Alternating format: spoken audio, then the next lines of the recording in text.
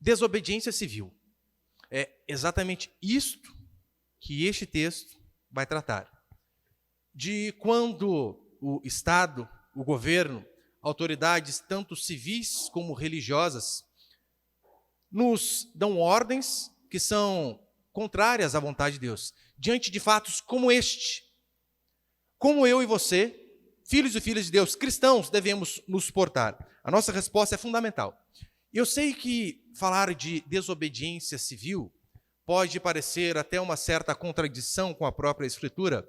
Haja vista que Romanos 13, nós temos ali Paulo dizendo de forma bem explícita que toda autoridade foi instituída por Deus, é ministro de Deus para o nosso bem.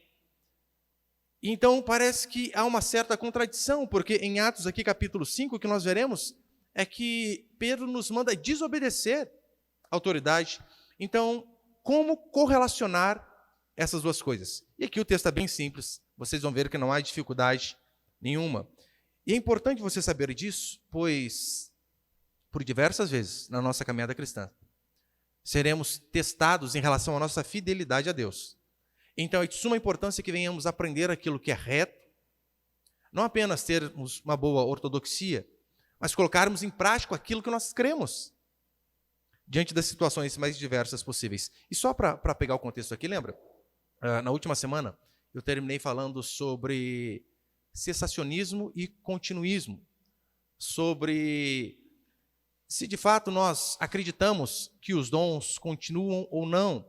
E eu deixei bem claro, óbvio, né? Há uma diferença bem grande em relação à época dos apóstolos e à época de Jesus Cristo, onde diz que chegavam os enfermos diante de Jesus, diante dos apóstolos, e todos eram curados. E é claro que aquela era uma época ímpar, não vivemos mais esta época, até mesmo que era o início da igreja, e era necessário que essas coisas acontecessem. Isso significa que nós somos cessacionistas? Óbvio que não. Acreditamos, particularmente eu acredito de todo o coração, que Deus continua fazendo milagres à torto e à direito, ainda que não seja desta forma, com essa quantidade e com essa expressividade que nós vimos no passado, na época de Jesus e dos apóstolos, mas continua. E eu dei o exemplo aqui. Há irmãos de nossa igreja foram curados de HIV e hepatite C e diversas outras coisas. Isso aí com laudo. Então, óbvio que Deus continua agindo de forma sobrenatural. Todavia, no texto aqui em questão que leremos, o que nós vemos são homens com coragem para serem fiéis a Deus, independente daquilo que possa acontecer. Homens dispostos a sustentarem aquilo que eles acreditam, independente das circunstâncias.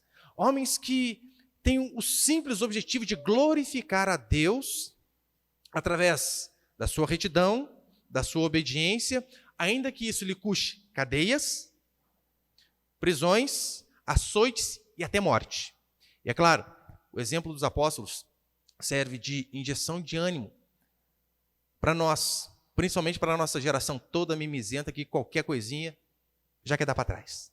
Não quer saber de fazer aquilo que é correto. Então vamos ler. Atos, capítulo 5, versículo 17. Eu vou ler 17 até o 20, depois o restante eu vou explicando aí no decorrer da pregação. Atos, capítulo 5, versículo 17. Diz assim a palavra do Senhor. Então, o sumo sacerdote e todos os que estavam com ele, isto é, o grupo dos saduceus, se levantaram e, tomados de inveja, prenderam os apóstolos e os colocaram na prisão pública. Mas, de noite, um anjo do Senhor abriu as portas do cárcere e, tirando-os para fora, disse: Ide, apresentai-vos no templo e anunciai ao povo todas as palavras desta vida. Olhe para cá, por favor. E depois aqui o contexto, né?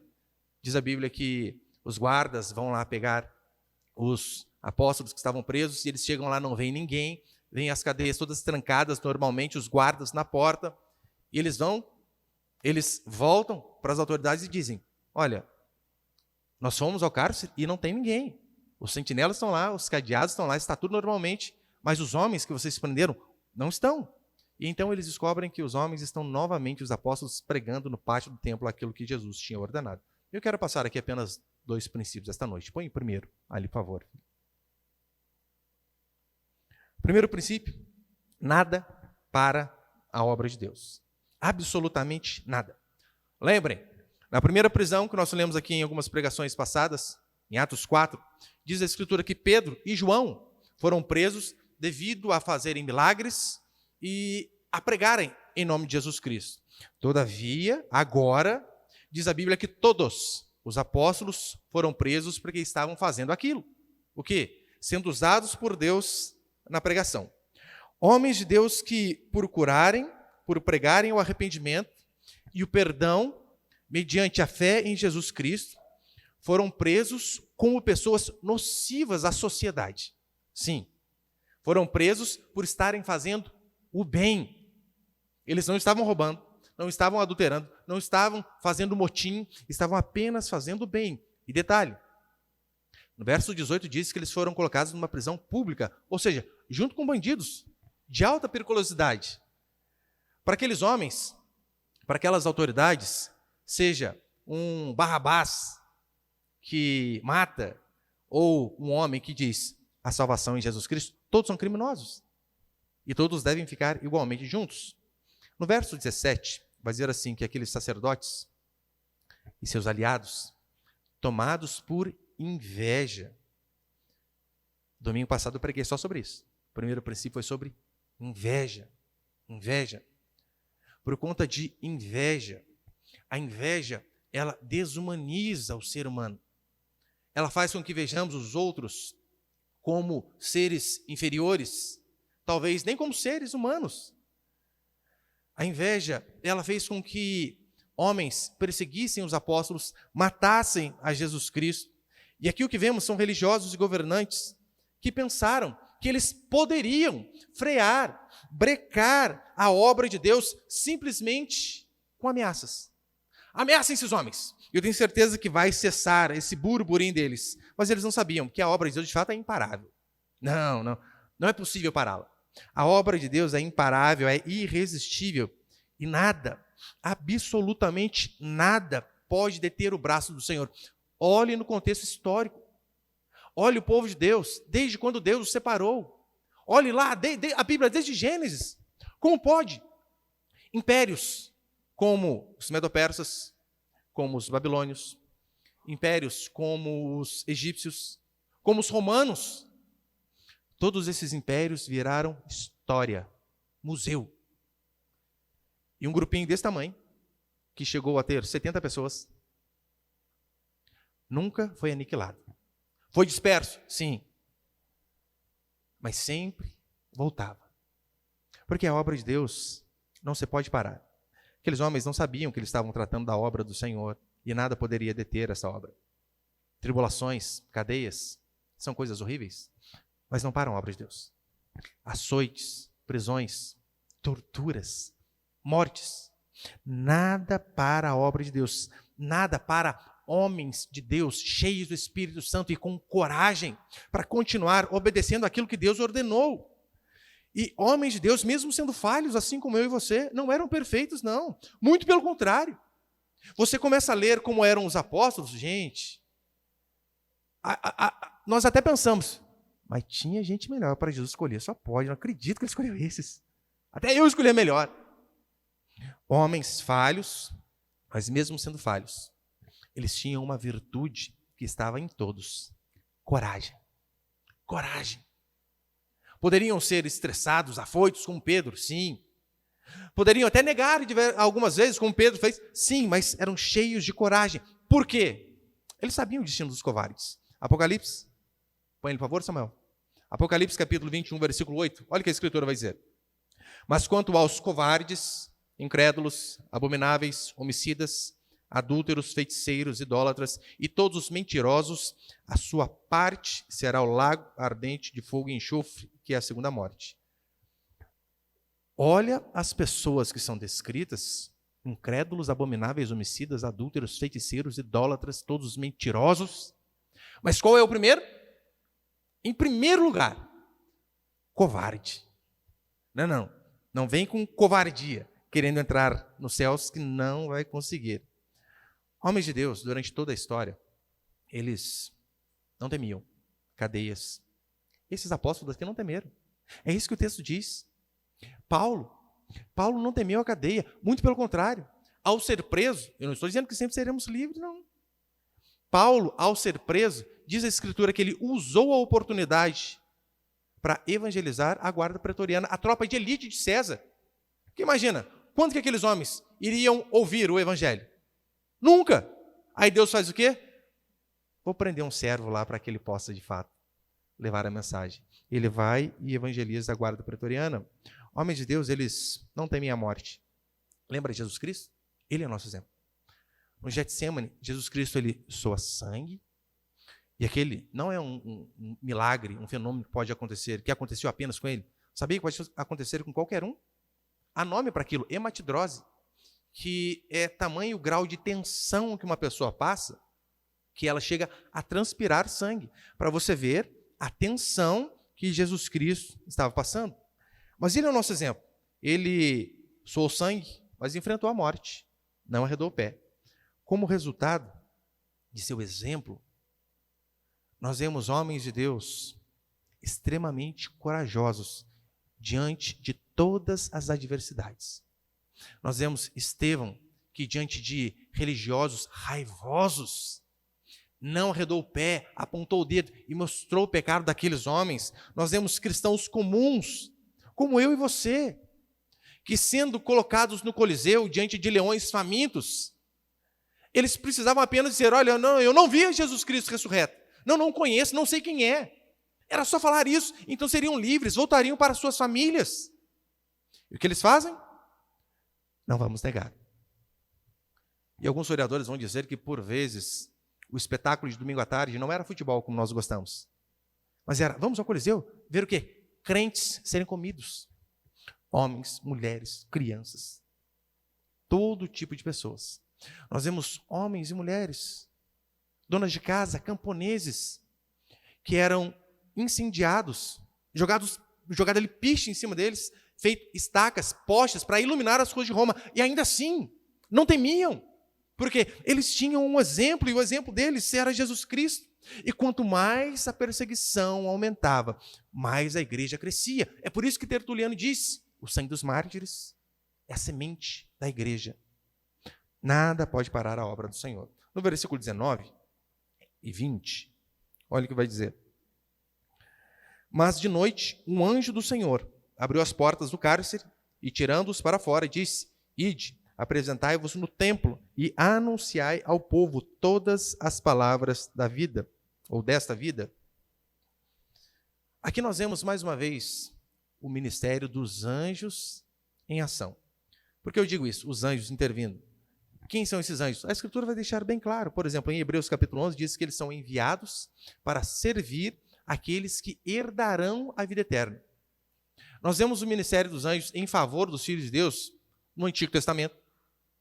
Aquele episódio de Elias, é bem claro, né? Elias está lá, o anjo vai: Elias, ó, come e bebe aqui, rapaz. Elias come e bebe e volta a dormir. O anjo: ô, Elias, levanta de novo. Come e bebe porque a jornada é longa. O caminho é longo. Nós vemos aqui em Atos e também em diversos outros lugares. Todavia, você percebeu que o anjo, ele ofereceu livramento àqueles homens, mas não só livramento. Livramento e comissionamento. Deu uma ordem a eles, dizendo: agora vocês vão e falem a palavra de Deus lá fora. Eles foram libertados não apenas para serem livres da cadeia, mas com um objetivo. Eles foram incumbidos de um novo serviço. Eles tinham o dever, a obrigação de anunciar palavras desta vida para que aquelas pessoas ou crescem em Jesus Cristo e arrependem de seus pecados, ou se não crescem, que fossem condenadas, mas que pudessem ouvir a palavra. E segundo, põe ali, por favor. Falei que não ia erguer a voz, mas não consegui, né? Acabando já. Segundo, o preço da obediência. Obedecer a Deus, como foi o caso desses homens, teve um preço, teve um custo. E não foi um preço barato. Não, foi muito caro.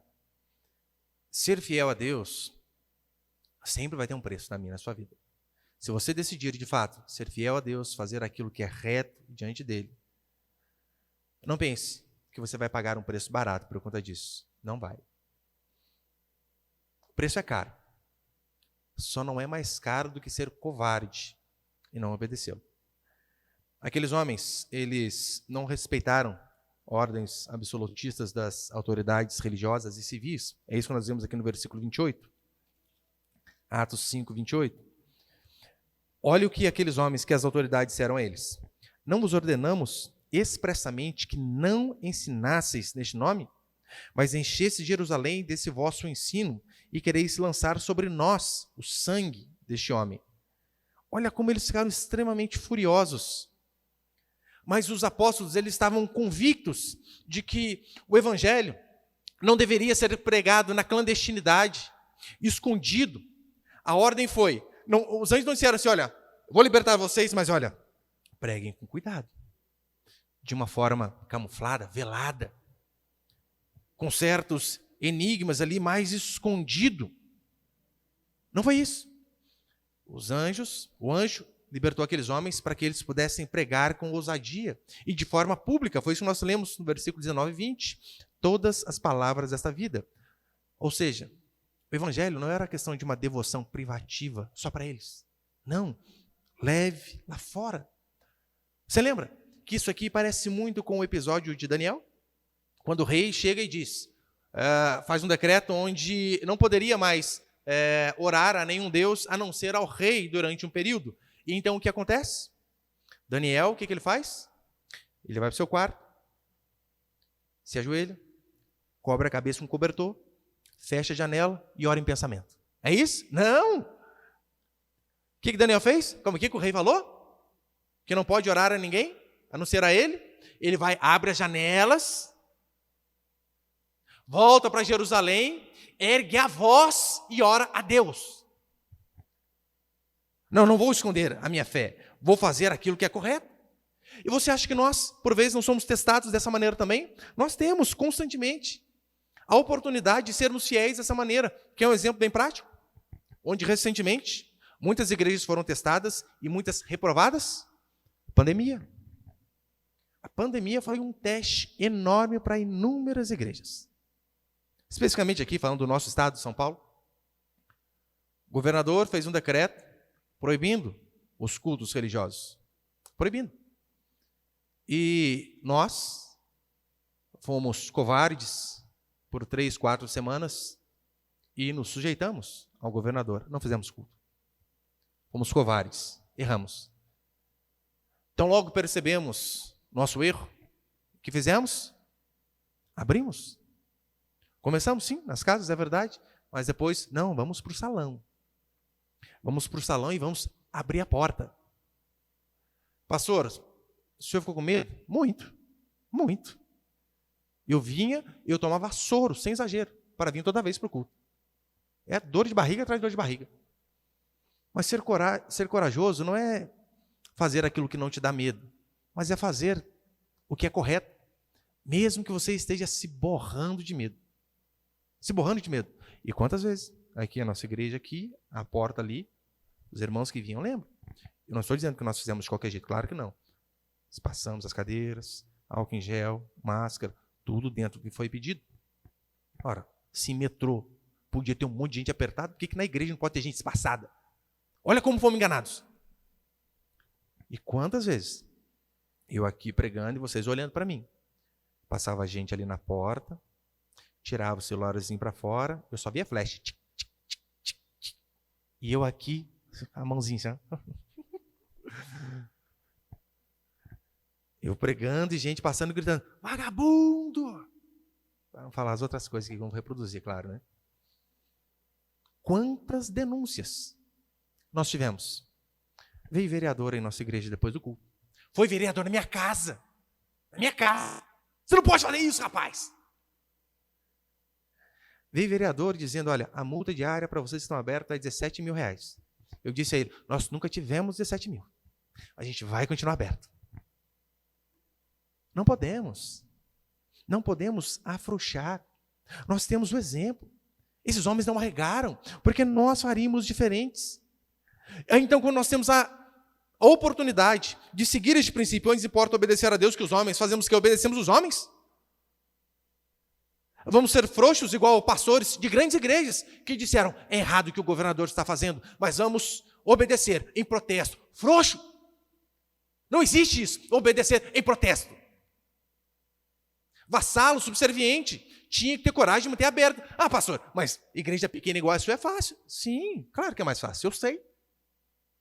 Mas se o fulano da TV é maior, o problema é dele, é quem mais é dado, mais é cobrado.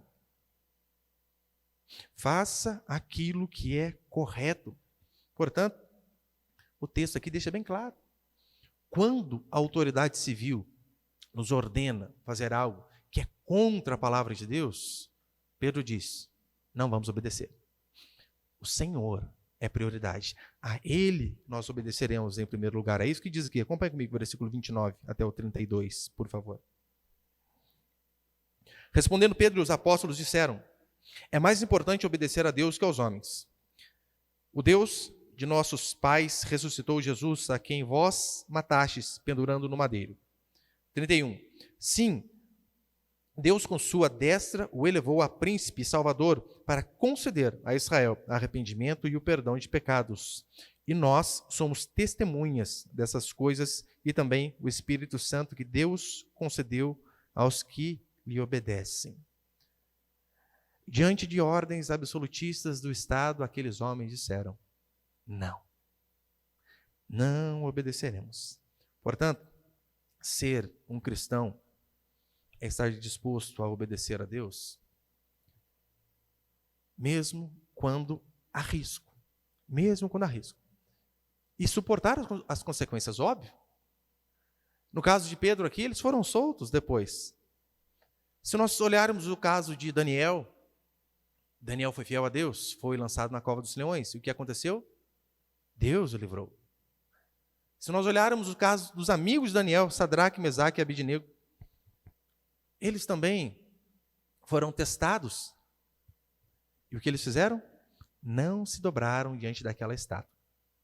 Foram lançados na fornalha. Deus os livrou? Sim. Pastor, o senhor está dizendo que toda vez que formos fiéis a Deus, Ele vai nos livrar? Não. Muito pelo contrário. Poucas vezes seremos livres. Na maioria das vezes teremos que pagar preço por nossa obediência e por nossa fidelidade. Por isso que talvez a melhor teologia seja a teologia dos amigos de Daniel. Sadraque, Mesaque e Abidnego. Daniel capítulo 3, versículo 17. Olha o que vai dizer a Escritura. Aqui, aqueles jovens acabaram de receber um checkmate, dizendo, se dobrem diante da estátua. Senão vocês serão lançados na fornalha de fogo ardente. E olha a resposta deles.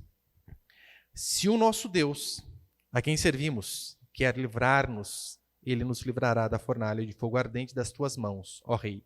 Se não, fica sabendo, ó Rei, que não serviremos aos teus deuses, nem adoraremos a imagem de ouro que levantaste. Esses homens, esses jovens, são cônscios do que poderia acontecer com eles. Por isso eles dizem, se Deus quiser nos livrar, Ele pode, claro que pode. Se Deus quiser nos livrar, Ele vai livrar. Se não nos livrar, saiba, ó Rei, que o nosso Deus não nos livre, nós não nos dobraremos diante disso. Se esses foram livres, eu posso dar para você inúmeros outros que tiveram a mesma coragem de obedecer a Deus, mas não tiveram o mesmo fim. Não foram livres por Deus. Se você lê em Hebreus capítulo 11, capítulo 12, você vê homens torturados, espancados, presos, justamente por conta de sua fé. Hebreus capítulo 11, versículo 36. Põe ele, por favor. Olha o que vai dizer. E outros daqueles homens que foram fiéis a Deus, mas não foram livres. Olha o que vai dizer. E outros experimentaram zombarias e espancamentos, correntes e prisões. Foram apedrejados e provados, cerrados ao meio, morreram ao fio da espada, andaram vestidos de peles de ovelhas e de cabras, necessitados, aflitos e maltratados. O que é cerrado ao meio? Era literalmente, sabe aqueles serrotes bem grandes? Uma ponta lá, outra ponta aqui, o homem de ponta cabeça e 2 algozes serrando assim para que ele pudesse ser rachado literalmente ao meio. Esses homens temiam a Deus, como Daniel, como Sadraque e seus amigos. Mas eles não tiveram o mesmo fim. Por que nós, diante dos testes de nossa vida, iríamos sucumbir? Sabendo que nós temos inúmeros exemplos de pessoas que, de fato, perderam suas vidas por amor ao Evangelho. Ficaremos com Deus até quando? Até as coisas derem certo? A partir do momento que as tribulações, dificuldades e angústias começam a vir sobre nós, então já não serve? Desistiremos? E se formos perseguidos, assim como esses homens e mulheres eram? O que faremos? Por isso, como já disseram, nada melhor que uma boa perseguição para testar os verdadeiros cristãos. O sumo sacerdote estava furioso com os apóstolos por 2 motivos, já estou encerrando. Primeiro, porque eles desobedeceram uma ordem expressa. Desobedeceram. Segundo, aqueles homens não só desobedeceram, mas eles apontavam o dedo na cara daqueles homens e diziam: Jesus Cristo, a quem vós crucificaste no madeiro. Ou seja, eles faziam questão de mostrar o pecado daqueles homens, dizendo: a culpa é de vocês. É necessário que vocês se arrependam. E, meu Deus, a coragem que é necessário para fazer esse tipo de acusação. Desobediência e acusação de pecado. Mas isso que eles estavam fazendo, eles estavam dando àqueles homens a única oportunidade deles se arrependerem de seus pecados e então serem salvos, porque do contrário não haveria possibilidade. Eu não sei se você viu, esta semana, o Papa mais uma vez provou que não ama a comunidade LGBTQIA+. Como assim, pastor? Ele provou que não ama a comunidade LGBTQI. O Papa, ele autorizou um documento a bênção a casais do mesmo sexo. Autorizou. E por que eu digo isso? Porque isso é apenas lacração. Não é amor. Você pensa que isso é amor? Não é. Isso é apenas lacração. Por quê? Quando essas pessoas são privadas de serem confrontadas, elas perdem a única oportunidade de ouvirem o Evangelho, terem os seus pecados expostos, então terem a oportunidade de se arrependerem e crerem em Jesus Cristo. Ora, se estão em pecados e são abençoados, como eles vão se arrepender? De jeito nenhum. Para quê? Não há necessidade. Eu não sei quanto a você, mas eu prefiro ser odiado falando a verdade do que ser aplaudido falando a mentira. Ainda que haters se levantem para tudo que é lado. Ainda que ameacem. E pensa num pessoal do amor que ameaça. É esse povo aí. Toda vez que eu escrevo alguma coisa, as ameaças vêm aos montes. Mas é o povo do amor. Esse é apenas mais um teste que vai vir sobre nós, sabia? Porque é só você pensar na lógica. O Papa autorizou. Já vem uma pressão cultural, política, social, para que os governos sigam o mesmo caminho. Aí então, eu pelo menos lendo esse documento lá, está dizendo assim, que não que os padres sejam obrigados a abençoar casais homoafetivos. Primeiro que não tem, pelo menos agora, um documento, por enquanto, não tem nada a ver com nenhum ritual de casamento, véu, granada, proibido, por enquanto. Por enquanto, proibido. Mas no documento está escrito expressamente que os padres não são obrigados a abençoar esses casais. Fica a critério dos padres. Gente, mas imagina, um padre lá da paróquia, lá do seu bairro, chega lá um casal de barbado dizendo, abençoa a gente, ele diz, não. Ele vai estar se levantando primeiro contra a maior autoridade da igreja, que já autorizou. Você imagina a militância. Você imagina a perseguição. Você acha que vai ter coragem? Difícil. Só se aparecer um ou outro muito corajoso, mas é difícil. Mas é assim que acontece. A Igreja Católica começa, logo vem o governo também nos dando a opção. Não é obrigado a casar, não. Fica a critério de vocês. O Estado autoriza, fica a critério de vocês. para logo depois vir a imposição. E o que faremos? O que faremos quando isso for imposto?